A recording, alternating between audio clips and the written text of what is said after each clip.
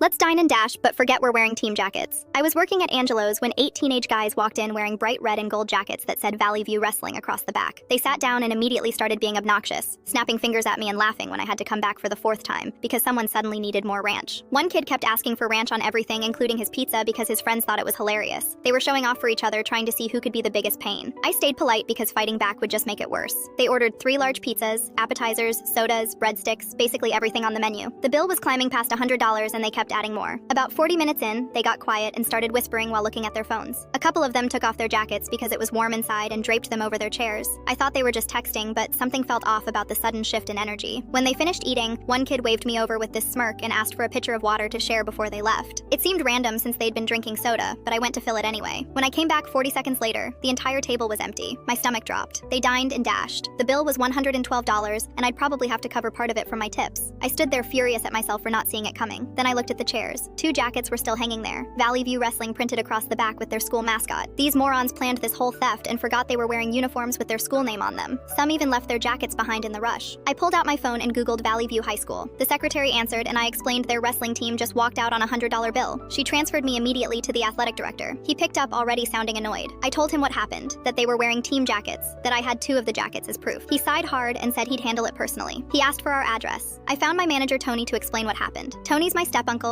my stepdad's younger brother, and he's protective of me. When I told him the wrestling team dined and dashed on me specifically, he went quiet in that scary way. Tony hates thieves normally, but when it's family getting screwed over, he takes it personally. He told me to clock out early and not worry about the bill. Next day I came in, and Tony was smiling. He said after I left yesterday, he drove straight to Valley View High School with the receipt and their abandoned jackets. He walked into the principal's office and explained their wrestling team stole from his restaurant and the server was his niece. The principal called in the entire wrestling team right there. Tony stood in the office while the principal confronted them. They tried denying it, but Tony had their jackets and the time-stamped receipt. The school checked security cameras and saw all 8 leaving together exactly when I'd called. They were caught. The principal made each one apologize to Tony's face. Then he suspended them from the next 3 matches. The coach was furious because this made his program look terrible right before a tournament, so he added punishment conditioning for the rest of the season. But the principal wasn't done. He called their parents immediately and made the kids empty their pockets, wallets, and Venmo accounts right there in the office until they scraped together enough money. He didn't just make them pay the $112 though. He added a mandatory 40% tip on top because he said they needed to learn stealing affects someone's actual income. Tony walked out with $157 cash. He handed me all of it the next day. I asked if he wanted to split it since he did all the work, but he said no. They stole from me and I deserved every cent of it plus the extra for the trouble. Those kids never came back to the restaurant.